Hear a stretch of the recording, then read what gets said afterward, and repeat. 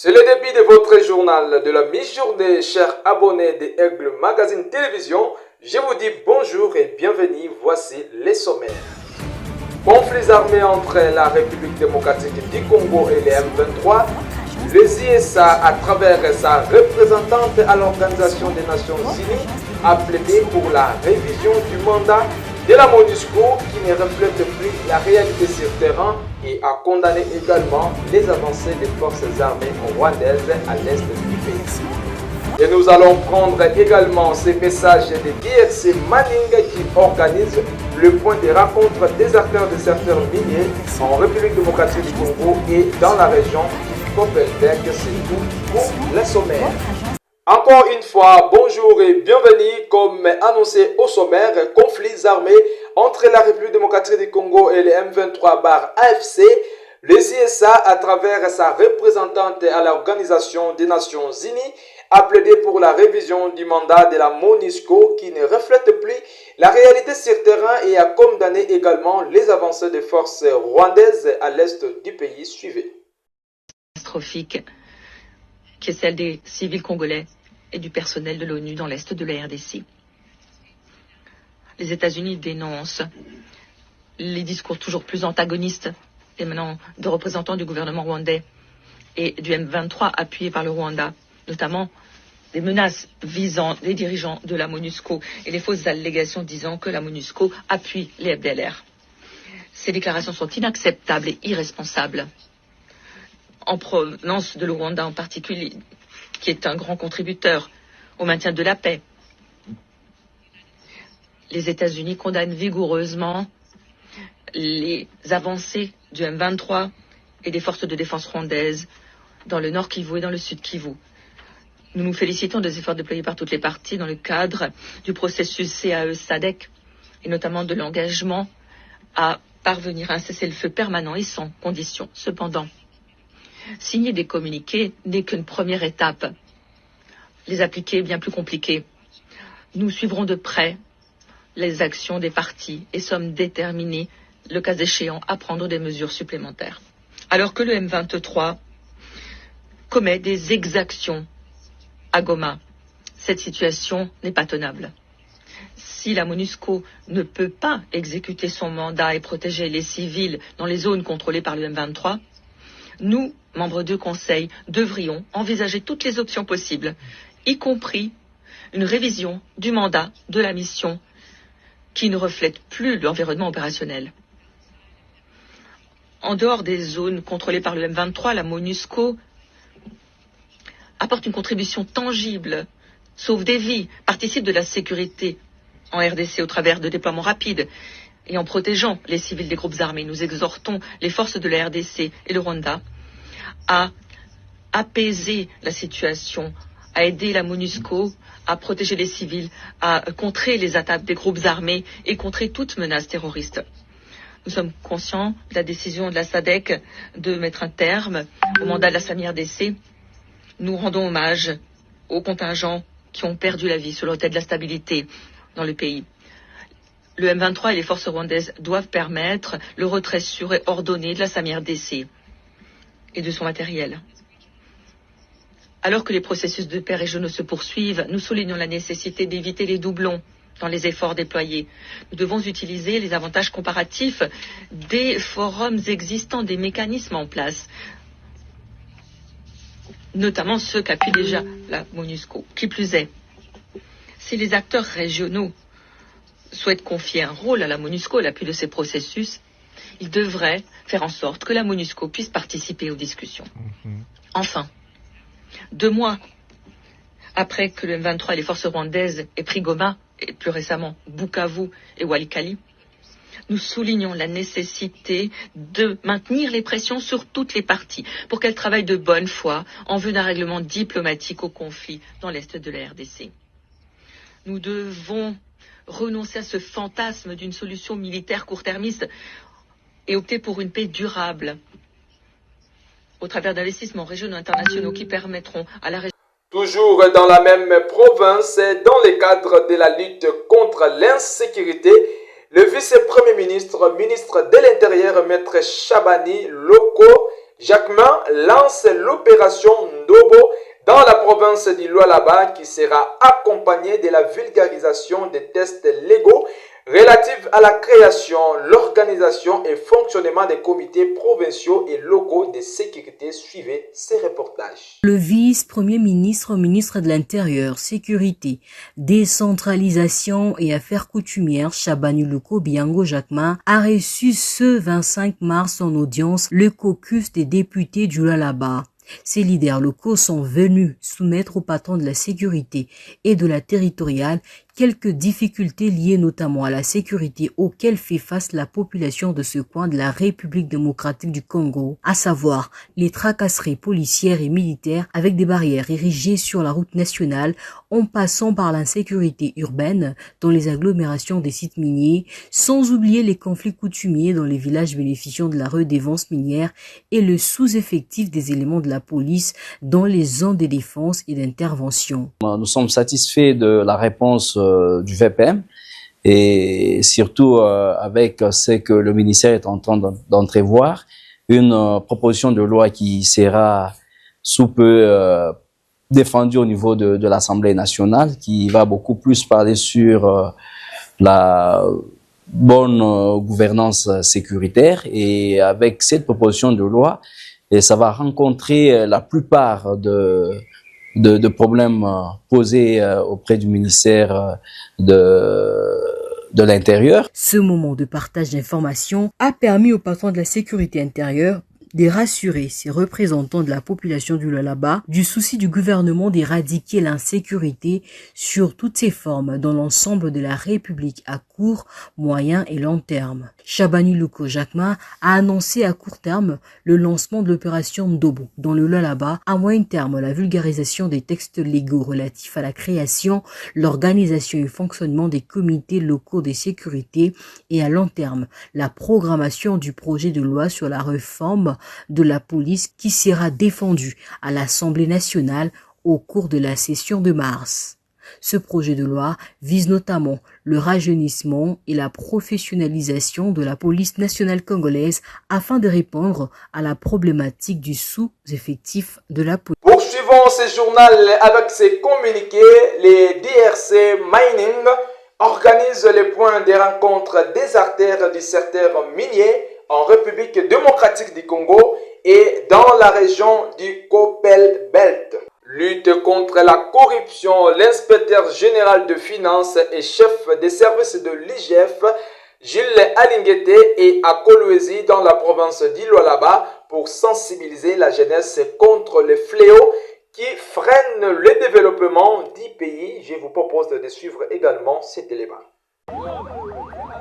La province du Lualaba accueille la campagne de mobilisation et de sensibilisation de la jeunesse congolaise à la lutte contre la corruption et au patriotisme. C'est sur le coup de 15h48 heure de Kolwezi, ce jeudi 25 mars 2025, que les délégations du ministère de la Jeunesse et Éveil patriotique et celles de l'Inspection générale des finances ont atterri à l'aéroport national de Kolwezi. La ministre Noéla Ayeganagato et l'inspecteur général des finances, chef de service Jules Alinguete, qui conduisent les deux délégations, ont été accueillis par les membres du gouvernement provincial du Lualaba au nom de la gouverneure Fifi Masuka Saini.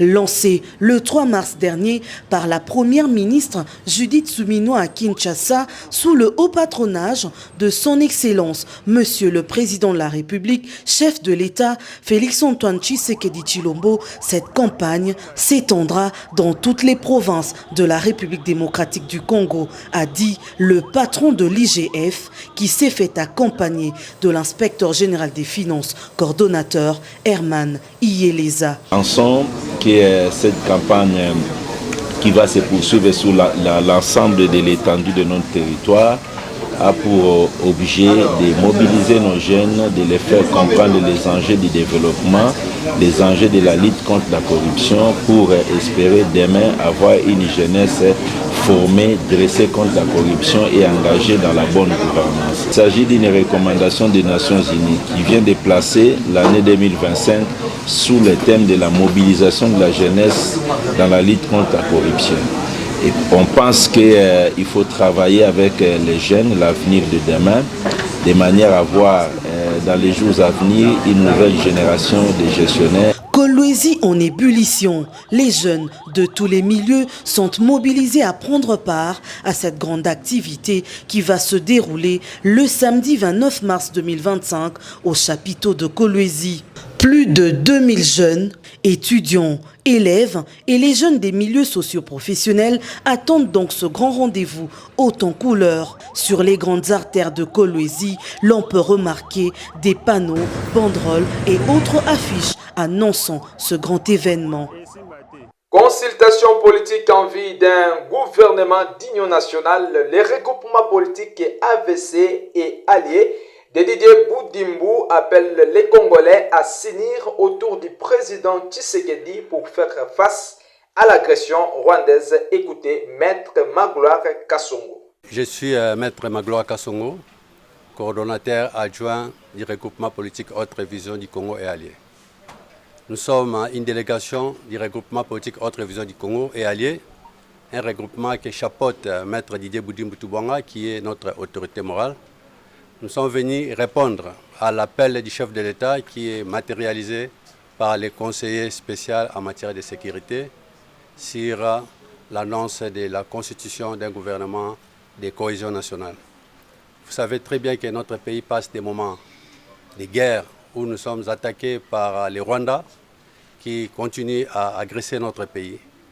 Et cela appelle à ce qu'il y ait un esprit de cohésion nationale qui doit au moins animer tout peuple congolais pour que nous puissions nous unir autour du président de la République, son Excellence le président Félix Tshisekedi, pour faire face à cette agression rwandaise qui nous est imposée.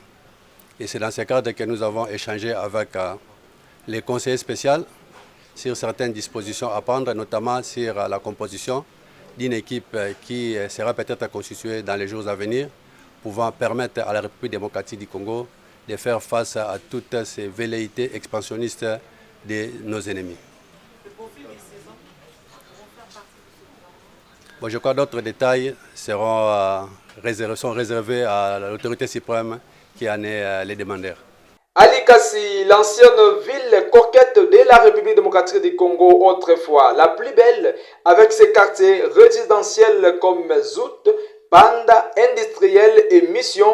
Aujourd'hui, ces avenirs se dégradent de manière impossible. Je vous propose de suivre ces reportages. Ces images, qui se suffisent en elles-mêmes, sont du quartier Mission et d'une partie du centre-ville de Likasi. Chaque jour qui passe, les habitants de ce quartier contemplent passivement la dégradation des infrastructures routières qui fait perdre à ces coins, réputés résidentiels, son éclat d'antan. Des monticules de sable par là, des bancs de cochons par ici. Le quartier est défiguré. À l'œuvre de cet art destructeur, le camion haut.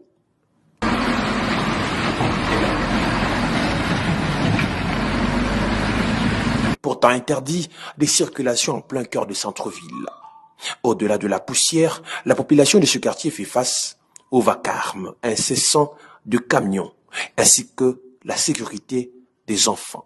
Ce quartier Mission, devenu quartier mine, lance les habitants de ce quartier réputé huppé de la ville de Likasi. En tout cas, nous sommes désolés, hein. Mathieu yo telisha kutoboka, tunaanza kunyama ya buchafu, napita à grande vitesse, kama nini binakauka mvumbi unaingia manyumba, donc on ne peut plus supporter. C'est trop sale en tout cas, ça c'est quoi? En tout cas, l'État tuangalilie kwa mambo. Le gouverneur, il est natif de Likasi. Qu'il fasse un effort, ngara quartier Mission hii avenue Kapolo. Ni balabala moja hii kuna beba miotoka ya mingi sana. Vous voyez même là-bas à côté, nous avons un van lodge. Bon, ba client batakuwa je. Shebeni na batoto tutasouffrir. Tunalomba kwa gouverneur etuangalie kwa mambo ya balabala quartier Kapolo. Kapolo ni makamio kuna pita kila shiku bushiku na muyue kuna pita. bintu bya kujisha byo bile bikuna kwa mvumbi batoto banetulukula mamalara macho kumasomo beko nenda beko nibalurisha nju malari bikozi manitunenda napo kuma hospitalo bananzo babamba matashi mumbavu baba tumikake mumini me banakuwa matashi kumbavu je nju ya mvumbi mai tukuna kunywa ya buchafu shia tuteke mai ya yabo ibeno shama dasani shi tunakunyaka ni reji nju reji njole tunakomelelea amu na batoto wetu tunabakomesha mu reji dezo me tukuna kunywa mai ya buchafu tunambia ba reji bangare mpombe abapende kwangara mpombe kisha balabala iko buchafu hivi quartier mission ana vile kwa kaya zamani pale bulikuwa ville hapana pa sasa hivi shakuya hii haina quartier mission tena hii tunaanza kuita sema quartier mine haina tena quartier mission njoo makamnyo inapita tunakuwa ni mumini betongaririe kwa gouverneur yeni mtoto alikasi ako tongaririe kwa ibalabala hii tongaririe kwa tunalomba buluma kubuluma bwa Mungu kwa tongaririe kwa ibalabala tunateswa sana. Merci beaucoup. Situation similaire sur l'avenue Lumumba où stationne le véhicule de l'arrêt Toyota. Ici s'observe à certains moments un véritable capharnaüm. Cette route est complètement défigurée. Terminons ce journal par cette information. Le TP Mazembe répond au ministre des Sports et Loisirs Didier Boudimbo sur le fameux versement de $147 000 reçus par son équipe Frédéric, dit que l'équipe n'a jamais reçu cela alors que le ministre des Sports et Loisirs avait produit des documents attestant cela et le gouvernement doit au TP Mazembe 13 millions de dollars américains. Suivez. Vous le savez, jeudi dernier, le ministre des Sports et Loisirs, Maître Didier Boudimbo, a fait une sortie médiatique où nous avons été sérieusement indexés. Nous aurions pu répondre à cela, c'est notre droit, pour clarifier la chose. Mais hélas, c'était la veille du match des Léopards contre l'équipe du Sud-Soudan. Et on attendait aussi que les Léopards jouent leur match contre la Mauritanie qui s'est fait tard cette nuit. Et donc c'est avec joie, avec cette belle victoire de notre équipe nationale, que je me tiens devant vous pour clarifier certaines choses. D'entrée de jeu, je voudrais d'abord préciser une chose.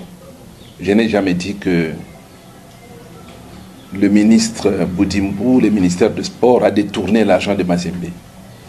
Sur ce point, je crois que s'il n'a pas eu une mauvaise information, il a été induit en erreur par ceux qui lui ont rapporté cela. Et je ne peux pas accuser quelqu'un sans preuve. Par contre, ce que j'avais dit, c'était sur les primes des matchs des Léopards, où sur la liste, vous trouvez non seulement les joueurs, le staff technique, mais les membres de la fédération et ceux du ministère des Sports. Et ça, je confirme. Et celui qui veut me défier n'a qu'à prendre une feuille de prime des matchs et vous allez voir qu'il y a des noms du ministère, il y a des noms de la fédération. Le reste, c'est vraiment le cadet de mes soucis. Ils n'ont qu'à bien organiser le fonctionnement du sport congolais pour éviter que, par exemple, cette nuit, les gens qui sont partis avec un ordre de mission du ministre puissent passer la nuit à la Belle Étoile et sans accéder au stade, sans voir le match, qu'au retour, je crois qu'on va remettre au trésor l'argent qui était prévu pour leur logement et pour leur nourriture, parce que ça n'a pas été consommé. Bien. Nous avons suivi, comme tout le monde, que le ministre a produit des documents comme quoi Mazembe avait bénéficié d'une somme de $145 000 et que parmi vous, il y en a qui ont dit, bon, Mazembe réclame, et quand il reçoit l'argent, il ne dit rien. Je m'empresse de vous dire que, d'abord, c'était la première fois que j'entendais qu'il y avait un montant de $145 000 qui a été décaissé pour le TP Mazembe. Je ne sais par quelle procédure, parce que le compte de TP Mazembe n'a rien reçu. Ce journal est complètement terminé, mesdames et messieurs. Merci pour votre fidélité. Abonnez-vous sur notre chaîne YouTube Aigle Magazine Télévision et à bientôt pour le journal de 20h30.